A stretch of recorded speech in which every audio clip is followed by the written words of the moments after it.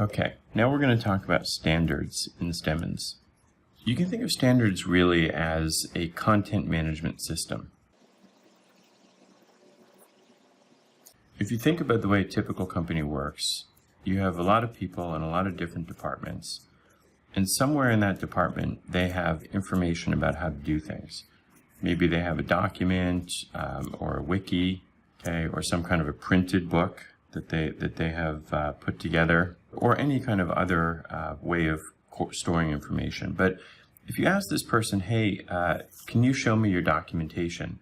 Sometimes they can find it, sometimes they can't. If you ask them, hey, who's responsible for it? They don't really know.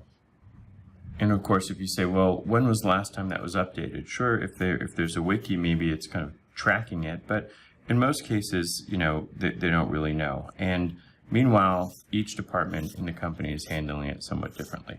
But if we think about what it is that these people want with documentation, there's a few basic things.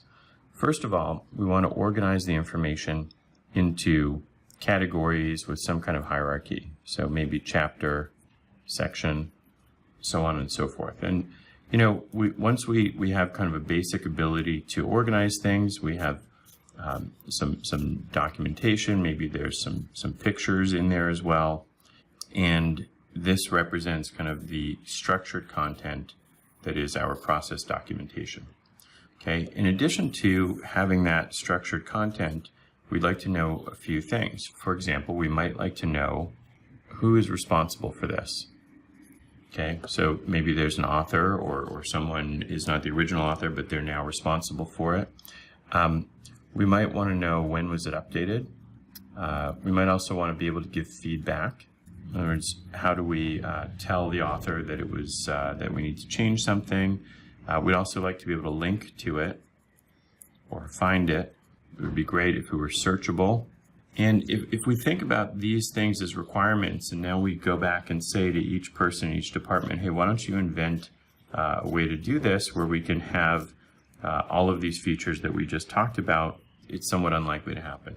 So what we do with standards is kind of approach the problem from a different direction. We have a database, and the database has all the standards and the content in it. You have someone in each department who's responsible for it, and they can put the information in there and structure it and decide who gets to look at it and so on and so forth. And once whoever the authors are or whoever's responsible for documentation puts the information in there, now we have a common set of tools that we can use for everybody who needs to look at it.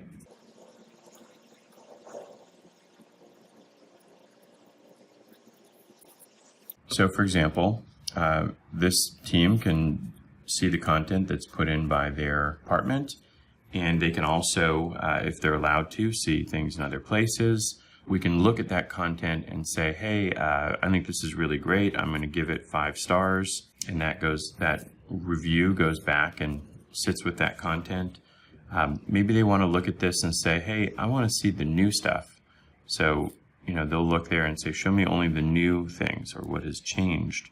And maybe this person wants to understand what is not being looked at. So they can take a look at this and say, what's stale or underappreciated. Maybe there's something that is only 1 star. It's not very good, and this person wants to provide some feedback to the author. Standards will take that and pass it back to the author as a case, and now the author can update the information.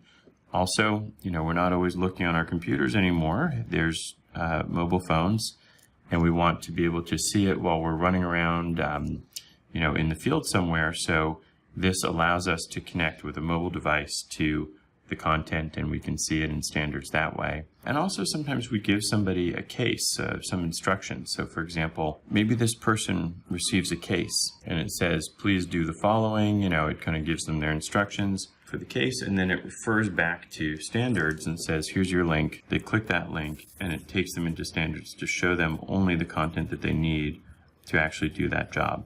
It is a little bit surprising sometimes that, you know, people in companies are left to their own devices to do something as simple as have a unified content management system for business process and instructions, but that's what standards is.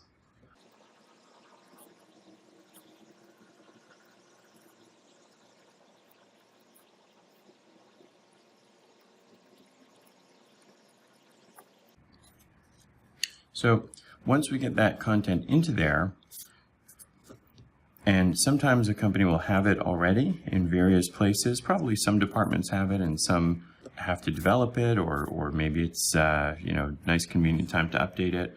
But once it's in there, we can put it into a system of governance. And the system of governance makes sure that we're updating the information regularly, we're reviewing it, we have cases that go out to people who are responsible, kind of the authors or the publishers, and asking them to take a look at it and make sure that it's up to date. We end up with a much better set of information than we would otherwise have, thanks to having it all in standards.